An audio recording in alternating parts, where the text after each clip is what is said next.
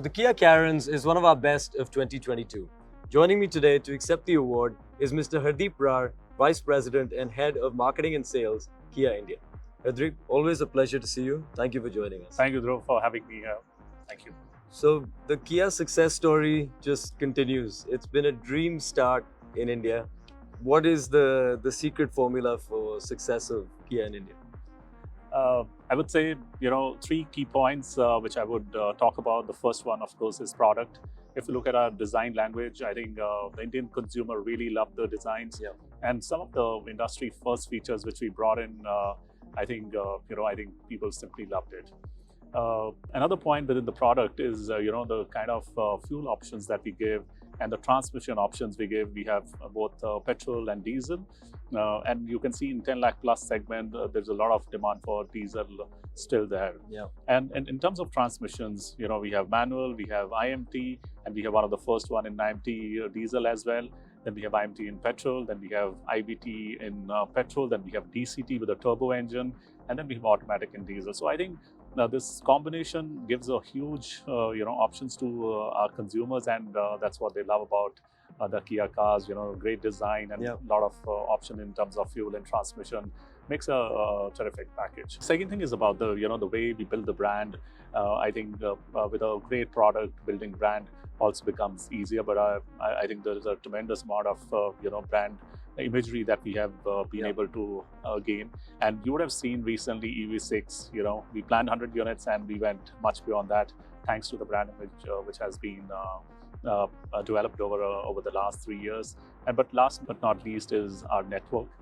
We have pretty decent network size for a newcomer, and our dealers are taking good care of customers. So I think all put together, these are three things that I would like to talk about what really made us successful.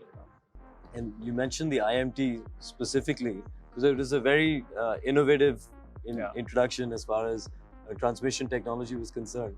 But I'm sure it took some getting used to for people. So what percentage of sales would be IMT, and how is it progressing going forward? So we are about anywhere between 10 to 15% sales for IMT, and for diesel it is a new introduction. And there are customers who still want to shift gears, but also don't want the hassle of clutch. So yes, it took them some time, but since we have our test drive cars all across, and we are making more and more consumers use that technology, and they've loved it, because you get a good combination of an automatic and also on the price point. So people have loved it, and I think this is one of the highest percentage of IMT sales in the industry. And you mentioned diesel as well. So what percentage would be diesel sales? Diesel is still picking up because it's a new introduction, and the diesel customers are slightly different, and they want more shifting of gears, and they get that feel. But it is slowly shifting. It is about 5% right now, but I think it will gain traction as we move forward, because it's a recent entry into the diesel. And in the total portfolio, diesel versus petrol, what would be that split? So overall diesel, we are selling about 45% portfolio is still diesel. And as I said, in 10 lakh plus category, diesel, people want good torque and also good fuel efficiency, which diesel engines are able to give. So we are still about 45% of our overall portfolio is diesel. And the Carens, you've almost carved out a niche in the market for yourself. What's the next niche that you're looking for in the market, which you've been able to identify? We actually focused both on SUV, as we call it, recreational vehicles in our parlance. So we had SUVs there, we had MPVs there. So we will stick to our this philosophy of being in this space. While today SUVs are about 42% of the market, MPVs another 10%. So we are catering to that 50% of the market, and we would like to stick to our core strategy of operating in this segment. And you mentioned the EV6 as well, which was very well received, and it's a fantastic product as well. What next on the EV front? Is it going higher up the value chain, lower? Is hybridization something that might be an option going forward? What is see, globally, Kia is investing about $22 billion in the electric space, and we are working on 14 battery electric vehicles. So that is the overall game plan. In India, as I spoke about EV6, it's given a tremendous response. So now we will, and our strategy has been to always have been top down. Yeah. So when we got into SUV, we brought in Seltos and then Sonnet. MPV brought in Carnival and then the Carens. EV6 is our flagship model, and going forward, we will obviously get into the smaller cars at different price points.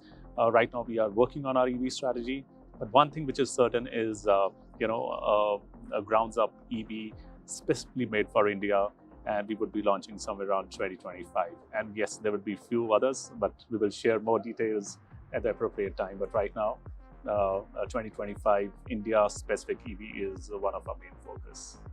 And looking at, for instance, in the EU, they've said they're going to ban the sale of all ICE engine vehicles from 2035. Yeah. Does that affect or impact global development or a market like India? And how do you see the Indian market progressing over this time period? I think it's very difficult to really put a date till when, how the mix is going to change. But one thing which is very certain is EVs are catching up, and the projection of 5% by 2025 and 30% by 2030 looks reasonable, because there are a lot of car launches which are going to happen.